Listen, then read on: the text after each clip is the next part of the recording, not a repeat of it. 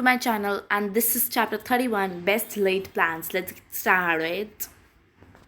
Yeah, so here we begin. My two first loves, Best Laid Plans. Let's see what this brings. There's something primal about competition, feeling like everything could be snatched away by someone hungrier, faster, better. It's enough to push you out of your comfort zone and into greatness. And if you are lucky enough to be fought over, competition has a way of being kind of hot too. I'm so hot. Can we slow down? After tearing through the neighborhood at twice our usual jogging pace, my lungs were screaming up for air, but Mason raced forward. Now's not slowing down. 30 seconds out of Juvie, and he's already gunning for what's mine. Mason's gaze lingered on me for just a second, and I thought back to how devastated he had looked when he saw me kissing now. Mason, this is about me, isn't it? I'm sure the coach was bluffing about sidelining you. Sounds like this is less about football and more about a certain cheerleader. I'd be lying if I said that wasn't be a reason, but it's not the only one. It's our senior year, and if I want to cement my legacy in football at East Bridge, it's now or never. My dad will never let me live in down if Noah took my spot. Even so, Mason slowed down a stop, and I bent over to suck in a lungfuls of sweet, sweet air. When my hand stooped, trying to beat out of my chest, I glanced over at Mason. Oh God. Only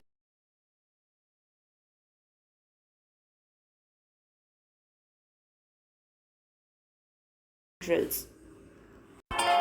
Mason looks like the hard work is paying off. You look like almost clean.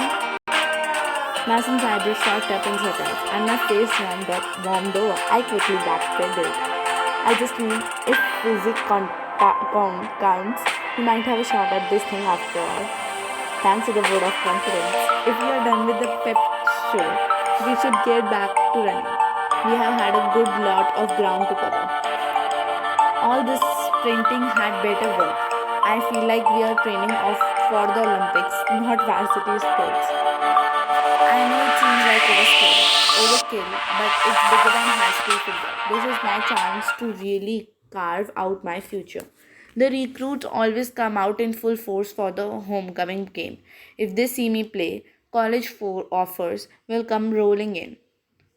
Do you already know what you wanna do after high school? I've got it figured out to a T. I'm gonna have an amazing senior session, get recruited to play football for the Air Force Academy, and then enlist as an officer. Officer, no deviations. That sounds intense, but it's good to know what you want. What if deviating is good? Everybody keeps saying how life comes at you fast, but it seems like you're ahead of curve. You have already got your whole life planned out. It's not like I had a choice. My dad's been breathing down my neck about my future since I started high school.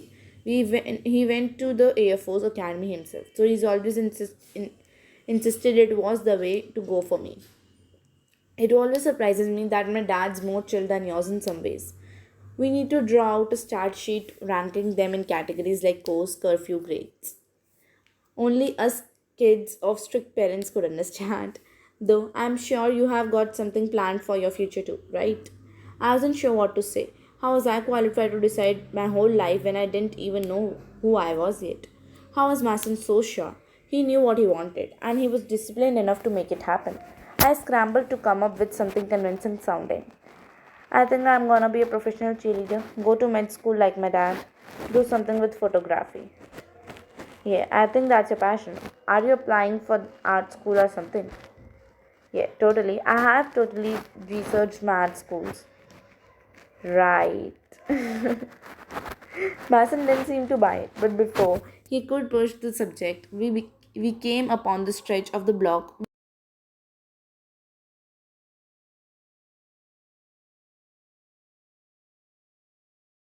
on.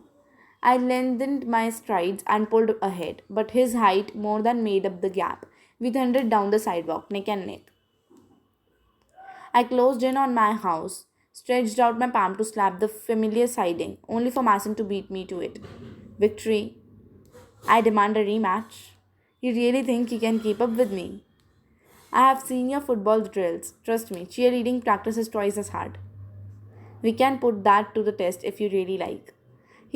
Took a step toward me, and I was suddenly intimate aware of how close he was standing. I could teach you a few tricks. This could get pretty physical. I had to admit, the prospect of fooling around with Mason on the football field was hard to pass up. I could just imagine him standing behind me, guiding me as he slid his hands down the length of my body. Mason, you're going down. Actually, I'm pretty tired. Sorry. As much as I want to, I'm beat. Alright, I don't want any excuses when I take you down next time though. In your dreams. With a smile, Mason jogged down the driveway and I headed inside. It wasn't until I had finished showering off a layer of sweat and grim that I got his text. Planning life post high school can be intense, and I probably didn't help, but it's okay to not know what you want yet. You got time. But did I? I was racing toward my future at light speed, and with cheerleading on the rocks and college less than a year away, I wasn't prepared. The further I ventured into adulthood, the more I realized that were no rules and no rails. One wrong turn and it all came crash down around you. I need advice from someone who had been in my shoes. Shakily, I climbed the stairs up to the attic and crouched down in front of an old trunk. The lid creaked as I opened it, and I fished out a camera and an old photo album before flipping through the pages. There was only one person I wanted to hear from. Unfortunately, she was also someone I had never speak to again. I ran my thumb across the image of a familiar face. Hi, Mom. Well, it was a sad ending, but here you go with chapter 31. I'll shortly bring you with chapter 32. Bye bye till then.